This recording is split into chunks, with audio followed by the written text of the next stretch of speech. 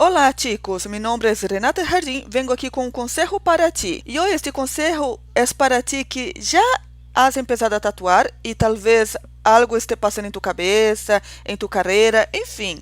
Enquanto a ti que está pensando em empezar a tatuar, pero tienes cierto bloqueio para empezar. Então, mira o tip que te vou a dar hoje. Então, o tema deste vídeo é como perder o medo para ser um tatuagem. E antes de empezar a falar de ello, quero pedir-te um favor. Haz clique aqui abaixo, subscríbete para que tenhamos cada vez mais subscritores ao canal. Hablemos em sério, quero crescer meu canal, quero chegar a los 100.000 subscritores. Cuento com sua ajuda para isto e também para que sigas recebendo sempre o conteúdo da Escola de Tatuagem. Então, registre-te a continuação e vamos ao conselho de hoje. Assim que a hora que te has suscrito aqui ao canal, pode dizer-te qual é o conselho de hoje. E hoje, em verdade, quero contar-te uma história rápida que te ajudará a desbloquear esse medo de começar a tatuar, sem importar se é o primeiro tatuagem que vas a fazer em tu vida ou se é o centésimo, porque às vezes já estamos tatuando e queremos fazer crescer um pouco nosso trabalho, queremos evolucionar, queremos ir um passo mais allá, e este medo também te lo pode estar impedindo. Así que lo que te voy a contar hoy, que es una historia de mi vida personal, te ayudará a perder ese miedo, ¿vale? Para dar el siguiente paso, ya sea el primer tatuaje o el centésimo de tu vida. Y la historia que les quiero contar hoy es la siguiente. Hace unos años, creo que hace como unos 15 años más o menos, mi esposa y yo decidimos que queríamos obtener una licencia de conducir. Assim que fomos a sacar-nos a licença de conduzir, fomos nós outros dois juntos a sacar essa licença. E quando fomos a sacar a licença, passou o seguinte. Renata, nunca me havia sentado em o assento do condutor de um automóvel em minha vida, de acordo?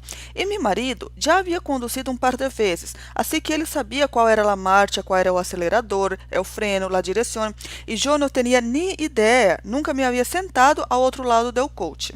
E logo, ele estava confiado em fazer todo o que tinha que fazer, e eu não. Eu estava muito assustada. Exatamente o mesmo medo que temos para começar a tatuar, porque é algo novo e dentro da direção, dentro de conduzir um coche em el tráfico, para ele não era tão novo, aunque não estava acostumbrado. Pero para mim era algo completamente desconhecido. Era um mundo novo para mim. O que passava? Em las classes teóricas que tomava, eu tinha medo de não entender nada de lo que passava, de reprovar o exame, de não acertar em las perguntas. Então, prestava muita atenção a lo que ensinava em la classe. E meu marido só falava, não tinha atenção, jogava com o teléfono e assim sucessivamente. E logo, o que passou? Le prestei mais atenção, não tanto porque queria aprender sim, por supuesto, pero le prestava atenção por medo a não saber e medo de reprovar o dia da prova. E meu marido não tinha esse medo tão grande, pensava que já entendia e isso lo hacía relajar-se mais. Resultado desta primeira parte. Chegou o dia da prova, eu la hice toda. Me equivoquei em uma pergunta, creio. Não recuerdo exatamente, pero isso foi o que passou. E meu marido passou em la prova ao limite. Se hubiera falhado uma pergunta mais, não haveria passado essa prova. Pero logramos seguir-los a ambos ao seguinte passo. Então, começamos a tomar nossas classes de manejo, e em cada classe eu saía do alto temblando, nerviosa, consciente de que ia chegar ao exame e lo ia a reprovar. E ele riendo-se e dizendo, "Uau, me lo passei bem, pude maniobrar o coche, não sei que", e confiado, porque já creía saber o que hacía, assim que se estava riendo de toda a situação. Resultado.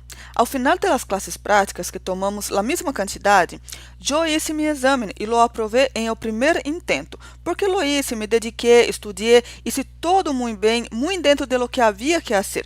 E meu marido, que estava confiado, estava bromeando, não prestou atenção a los detalhes e fracassou. Pero não se contentou com falhar uma vez. Ha falhado 3 vezes. E logo com isso, ele se decepcionou, se indignou e se deu por vencido em esse período. E só um ano mais tarde, volviu a todo o processo, rehacer todos os exames, todas as coisas. y volvió a tomar clases nuevamente, volvió a intentar la prueba. Y luego, ¿qué pasó? Tenía miedo de reprobar el examen prático. Y ese miedo le hizo prestar atención a lo que estaba haciendo y lo obligó a hacerlo con esfuerzo, con dedicación. Y luego, en la cuarta prueba que tomó un año después, finalmente logró obtener su licencia de conducir. E o que quero resumir com toda esta história que les cuento hoje? O medo lhe sirve de duas maneiras, dependendo da forma em que lo vemos frente a nós outros, especialmente a forma em que lo usemos em nossas vidas.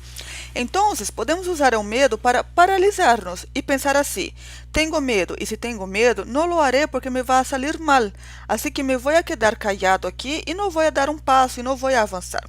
Ou bem, podemos tomar o medo e pensar assim: se tenho medo, por que estou inseguro? Estou inseguro porque todavia não sei. E como vou a solucionar isto? Se todavia não lo sei, vou a estudar, vou a treinar, vou a buscar isso. Hoje em dia existe algo que se chama piel artificial, assim que não tens que cagar na pele da pessoa para poder perder o medo e ganhar mais confiança em tu trabalho. Então, a lição que quero que aprendas hoje, aunque nunca te hayas tatuado em tu vida ou aunque hayas tatuado por muito tempo e te queres atrever-te a fazer um estilo diferente, a fazer um trabalho mais elaborado, considerando-lo todo, não deixes que tu medo te impida de dar o seguinte passo. Hoje em dia não temos que andar arruinando a pele de outras pessoas para dar o seguinte passo. Assim que se não estás seguro, entrena em lo artificial. Queres fazer um trabalho em pele humana? Já sabes tatuar, pero tens medo do resultado que dará em la pele humana? Hágalo sobre la pele artificial. E la pele artificial te assegurará de que puedas fazer um bom trabalho em la pele humana. Pero usa esse medo tuyo para dedicar-te a fazer esse trabalho da melhor maneira possível. Porque tu medo hará que tenhas mais dedicação, mais esforço, por lo tanto, o resultado será muito melhor em menos tempo, porque vas a usar tu tempo para ser melhor em lo que estás haciendo. Assim que o medo não é um problema, o medo é um factor a tu favor, se sabes como usá-lo. E esse foi meu conselho para hoje. Se tem alguma sugerência, quer saber algo, ponga aqui nos comentários. Dale me gusta a este video e não olvides subscrever-te ao canal para que puedas receber todos os outros conselhos que tenho para ti.